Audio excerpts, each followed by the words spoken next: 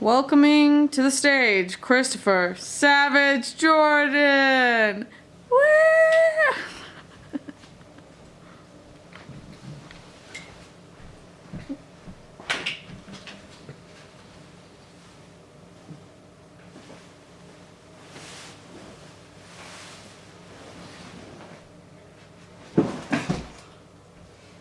I'll come back to that. Well, a show of hands, how many of you like donuts? Okay, good. I don't have any donuts for you, unfortunately, but I have a story that entails donuts. This man right here is very excited for donuts. So if you would just come with me for a little bit on this story of mine. So you go into a donut shop, picture this, and on the rack you see a little bit of a mangled original glazed donut. How likely would you be, raise your hand, I should say, sorry, raise your hand if you would ask the clerk if they're going to throw it away or not. Okay, yeah, see, that's where I'm a weird person, because I did that. All right, well, say the clerk or shop owner tells you, oh yeah, we're planning on throwing that in the garbage. Raise your hand if you would ask him if you could have it. Okay, yeah, sweet. If the opportunity's there. So that actually happened to me, and through asking, I got a free donut. And that's the topic of my talk today. The power that is behind asking. Because of asking, I've been able to get free donuts and free cookies, a broken TV that I was able to repair, and I was declined a first class seat on an airplane. I was told no, but that's okay. But before I get too far into the things that we can receive from asking, I want to talk a little bit about why we don't ask for things. So, why don't we ask for things? Click into the next one. Click again. There it is. Some of us might be embarrassed. Some of us might feel like it's rude or unkind. Some of us don't want to feel like we're being a burden. And some of us might be expecting the answer no. And with the topic of it possibly being unkind, or rude I should say, my wife and I are a little bit different. I am very much an asker, and she's very much not so. She wouldn't ask a stranger if he could have a donut they're going to throw in the garbage. Or she could have the donut, sorry. And when we were dating, she thought it was kind of funny, and I was able to explain to her, I'm like, no, I'm not trying to be rude, or I'm not trying to be weird, it's just like, if you're going to have it, why not? If they say no, then cool, carry on with our lives. But it's that fear of no, or just that fear of not asking that prevents us from being able to have special experiences. And there's a specific reason that we don't ask that I wanted to highlight, and that is, like I said, we're afraid of being no. It makes us vulnerable when we do ask. And we have this, what I like to call our vulnerability shield. I'm going to put my mic down here. So for instance, you might be at a shop and you think, oh man, that donut looks really, really good, but I'm not sure if I want to ask them, so I'm going to put up my vulnerability shield, and hopefully they'll just give it to me. Hopefully they'll just give it to me. Or another scenario, you see something that a computer part or something that you're interested in that looks like someone's going to throw away.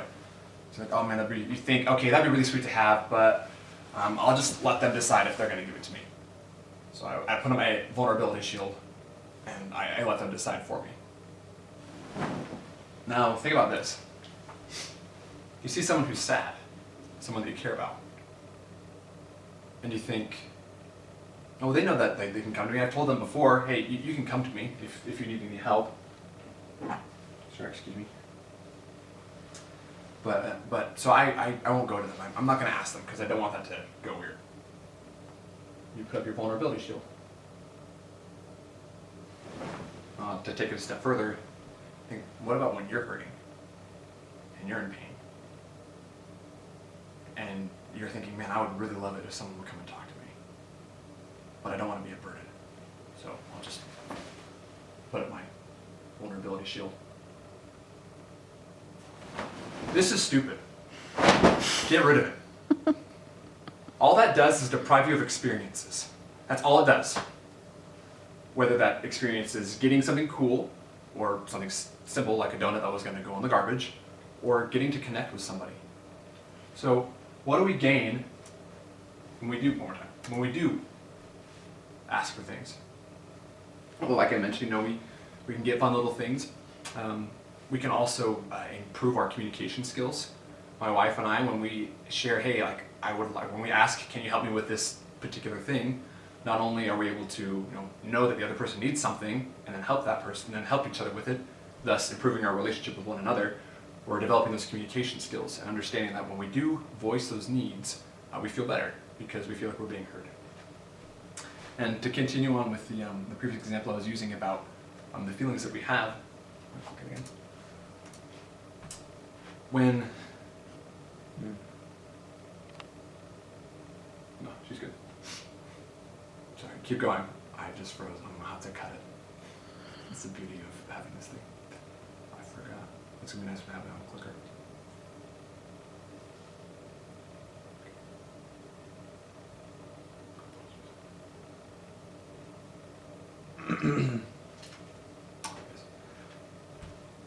Now to take it a step further, we built communication skills, but now I want you to think about a time when you were sad and someone came and asked you how you were doing.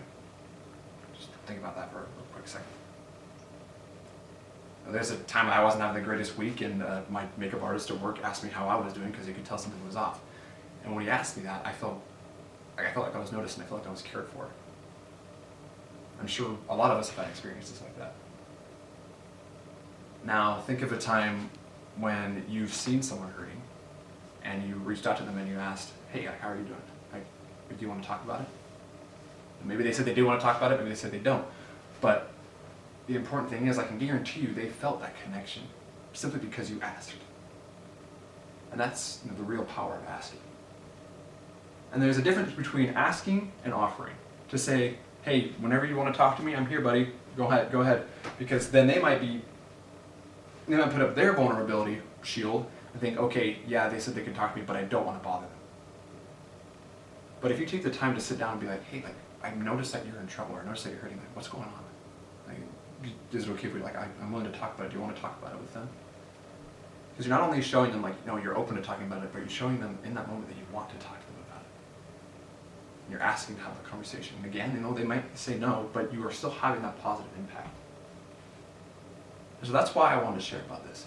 That's why I wanted to talk about this, is because the power of asking isn't just in getting fun little things and being able to have experiences because we're asking to maybe go with somebody somewhere. But the real power of asking is getting to connect with people and getting to be lifted by others and lift others. So that's my challenge to each of you today, is to put down your shield of vulnerability and look for those people who you know that you can be asking those really sincere questions to.